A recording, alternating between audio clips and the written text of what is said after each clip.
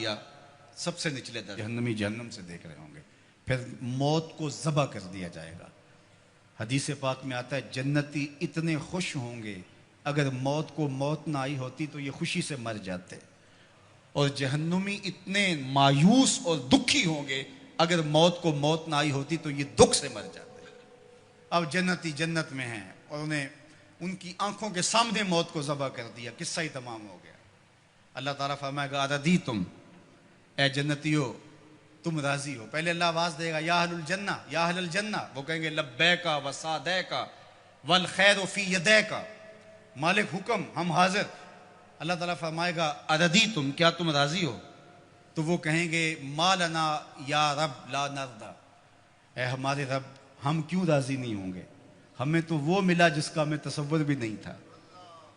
حضور نے فرمایا کہ میں, بخاری کی روایت ہے, میں اس آخری شخص کو جانتا ہوں, اس آخری شخص کو جانتا ہوں جو جہنم کے رگڑے سہ کے آخر میں جہنم سے نکلے گا اور سب سے آخر میں جنت میں جائے گا. فرمایا, اور ایک روایت مسند فردوس دہلوی میں اس کا نام بھی بتایا, تو کہا کہ میں اس آخری شخص کو جانتا ہوں.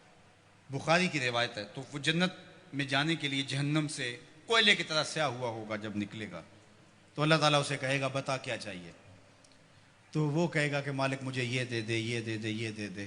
اللہ کہے گا لکا ما تمنیت, جو تیری آرزو جا تجھے دے دیا, اب جنت میں چلا جا. تو وہ خیال کرے گا جنت میں تو کوئی 1 انچ بھی نہیں بچی ہوگی, اتنے لوگ جنت میں چلے گئے ہیں. تو وہ کہے گا مالک میرے لیے وہاں کتنی جگہ ہے؟ تو آواز آئے گی تیرے لیے جنت میں اس دنیا سے 10 گنا جگہ ہے. کتنی؟ یہاں تو 1 کنال کا گھر, 2 کنال کا بنگلہ, 6 کنال کی کوٹھی بنانے کے لیے آدھی زندگی لگ جاتی ہے. اور یہ سب سے پھاڑا سمجھتے ہیں نا, جو سب سے آخر میں جنت میں جائے گا, یہ اس کی جاگیروں کا میں آپ کو بخاری کی حدیث کے حوالے سے بتا رہا ہوں.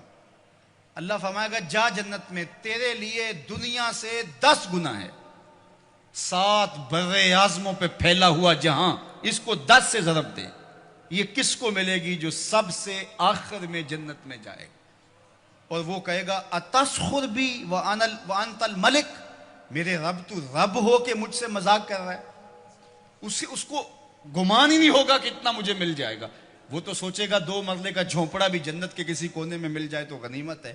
اسے کہا جائے گا دنیا سے 10 گنا جگہ تیرے لیے جنت میں تیرے نام ہوئی. تو وہ کہے گا اتسخر بی وانت الملک, میرے رب تو رب ہو کے مجھ سے مذاق کر رہا ہے. تو اللہ فرمائے گا مذاق نہیں, یہ حقیقت ہے.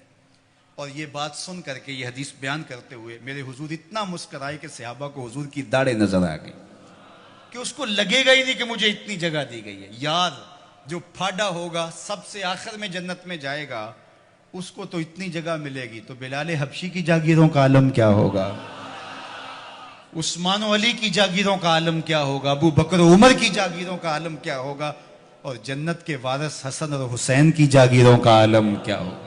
یہ تو سب سے آخر میں جانے والے کی جاگیریں ہیں. اب یہ جنت میں اتنا کچھ ملے گا, تو وہ کہیں گے ما لنا یا رب, ہم مالک ہمیں کیا ہوا کہ لا نرضی, ہم راضی نہ ہوں, ہمیں تو وہ دیا گیا ہے کہ جو کسی کو نہیں دیا گیا. تو اللہ فرمائے گا میں تمہیں اس سے بھی بہتر کچھ دیتا ہوں, میں اور تمہیں تمہاری جھولی میں کچھ ڈالنے والا ہوں. تو یہ کہیں گے مالک کو کسر تو نہیں رہے گی, ہم اگر یاد بھی کریں تو کوئی شے نہیں یاد آتی جو ہمیں ملی نہ ہو, جو آرزو تھی وہ ساری کی ساری پوری ہو گئی. اللہ فرمائے گا میں تمہیں ایک اور شے دینے لگا ہوں. تو وہ جھولیاں پھیلا لیں گے, اور اللہ فرمائے گا میں تم سے راضی ہو گیا ہوں, اب کبھی بھی ناراض نہیں ہوں گا.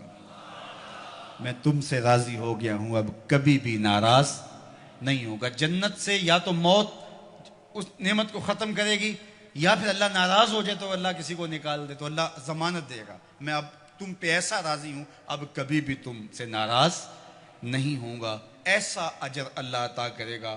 فَلَهُمْ أَجْرٌ غَيْرُ مَمْنُونَ. اللہ اکبر. فَمَا يُكَذِّبُكَ بَعْدُ بِالدِّينِ. اللہ تعالیٰ ارشاد فرماتا ہے کہ محبوب جزا اور سزا کا جو دن ہے اس کے معاملے میں آپ کی بلا کو کیسے تکذیب کر سکتا ہے؟ کون ہے جو آپ کی تکذیب کرے؟ ایک دن ایسا آنے والا ہے جب سارے عملوں کی سزا اور جزا ہوگی. الیس اللہ بأحکم الحاکمین. کیا اللہ تعالیٰ جل شانہ حاکموں کا حاکم نہیں ہے؟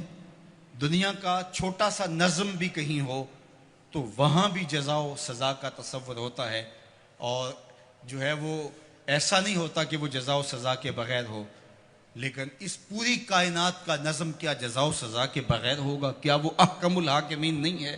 کیا لوگ اس کی گرفت سے باہر ہیں؟ آج ساری زندگی جو ظلم کرتا رہا، زیادتیاں کرتا رہا، اور اس نے اللہ کے حکموں کو توڑا، اس کی مخلوق کو ستایا، دکھ دیے، لوگوں کا خون چوسا، اور لوگوں سے ظلم کیا، لوگوں سے زیادتیاں کی، لیکن وہ کچہریاں بھی خرید لیتا تھا، وہ تھانے بھی خرید لیتا تھا، عدالتیں بھی اس کی تھیں، اس کو کوئی پوچھ بھی نہ سکا، اور وہ چلا گیا، اور ایک شخص نے تقوی کے ساتھ زندگی گزار دی۔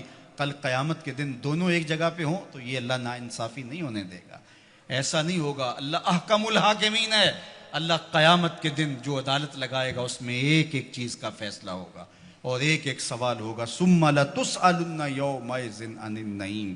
تو آئیے آج کی اس مختصر زندگی کو اللہ کے نام لگا دے۔ آج موقع ہے، کل نہیں ہوگا۔ آج ساوی نے کھلے راہ بھی نے انج ٹوک نوکھڑے ٹوکدے نہیں، ٹر پویں تے پینڈے مک جاندے، کار بیٹھے ہیں فاصلے مکنے نہیں۔ آج موقع ہے، آج اس کی رحمت آوازیں دے رہی ہے، اور مہینہ ہے رمضان المبارک کا، اور جمعۃ المبارک کی گھڑیاں ہیں۔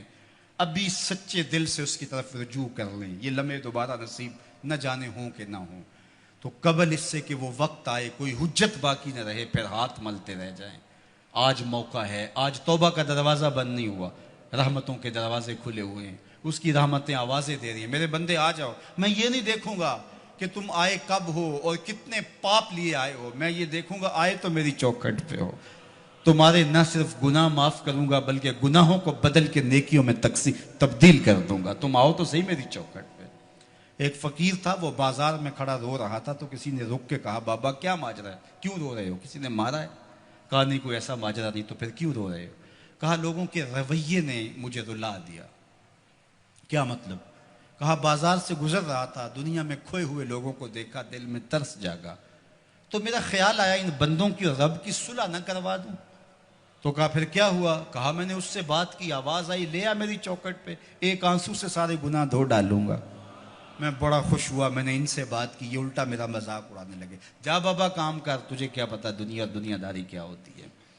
تو وہ تو معاف کرنے پہ آمادہ تھا، یہی اس کی دہلیز پہ نہیں جا رہے، تو مجھے اس پہ افسوس ہوا۔ تو وہ تو معاف کر رہا تھا لیکن یہ نہیں مانے۔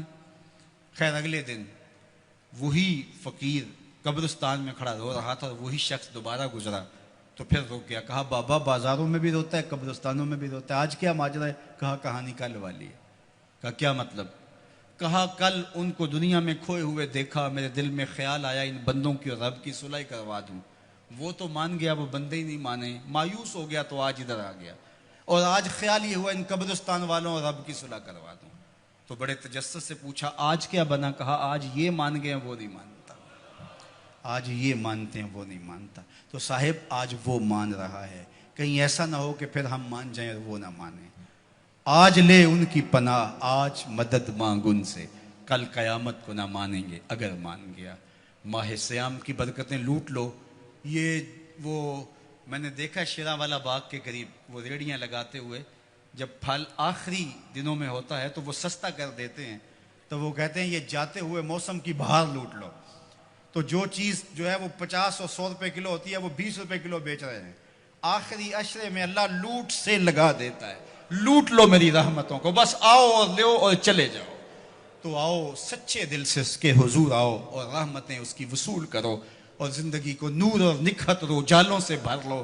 اس موسم گرمی کے اندر دور و نزدیک سے چل کے آنے والوں، اللہ تمہیں دنیا آخرت کی برکتیں عطا کرے، اپنی خاص پناہوں سے مالا مال کرے، اللہ عزت آبرو آپ کا مقسوم کرے۔ انشاءاللہ العزیز اللہ نے چاہا، اللہ کی مرضی ہوئی تو انشاءاللہ کل نماز عشاء کے بعد صلاۃ التراویح کے بعد یہیں اسی جگہ پہ دوبارہ ملاقات ہوگی، لیلۃ القدر کی مبارک گھڑیوں میں دوبارہ انشاءاللہ آپ سے جو ہے وہ ہم کلام ہونے کا شرف اور موقع ملے گا۔ میں آپ کا کل منتظر رہوں گا۔ اور آخری بات، اور اس کے بعد میری گفتگو اختتام کو پہنچی، اور وہ یہ کہ یہ دارالعلوم، یہ درس گاہ